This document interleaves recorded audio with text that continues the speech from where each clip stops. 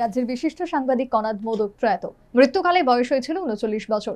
Agartala press ক্লাবে প্রয়াতের প্রতি শেষ শ্রদ্ধা নিবেদন। রাজ্যের সাংবাদিক মহলে গভীর শোকের আবহ।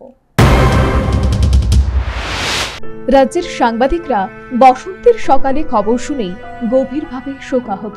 প্রয়াত হলেন রাজ্যের বিশিষ্ট সাংবাদিক কনাদ মোদক। দীর্ঘদিন যাবতে লিভারে অসুখজনিত সমস্যায় ভুগছিলেন কনাদ। চিকিৎসকদের কোনো প্রচেষ্টায় সফল হয়নি। একাধিকবার হাসপাতালে ভর্তি হয়েছিলেন। শেষ পর্যন্ত বুধবার সকালে ধলেশ্বরস্থিত নিজ আবাসে কনাদ মোদকের মৃত্যু হল। বাবা আশিস মোদক। একাধারে কনাদ ছিলেন বিশিষ্ট সাংবাদিক ও নাট্যশিল্পী। এদিন মৃত্যুর পর তার মৃতদেহ নিয়ে আসা হয় আগরতলার প্রেস ক্লাবে।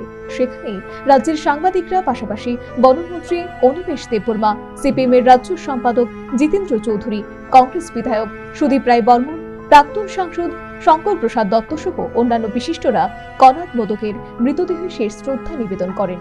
৪০ বছর হয়নি, তথাপি জীবনের এই স্বল্প সময়ের মধ্যেই কনাদ মোদক প্রতিভার স্বাক্ষর রেখে গেছেন বলে নিজ প্রতিক্রিয়া জানালেন আগরতলা প্রেস ক্লাবের সভাপতি জয়ন্ত ভট্টাচার্য। ৪০ বছর হয়নি, কিন্তু এই জীবনের এই স্বল্প সময়ের মধ্যেই সে একটা প্রতিভার স্বাক্ষর রেখেছিল। ও পড়াশোনা করেছিল রবীন্দ্রভারতীতে, নাটক ইত্যাদি, কিন্তু এরপরে সে একজন সর্বসময়ের জন্য একজন সাংবাদিক হিসেবে কাজ করে। তো এই আঘাত আমরাও ভুলতে পারবো না এবং সেই ক্ষতি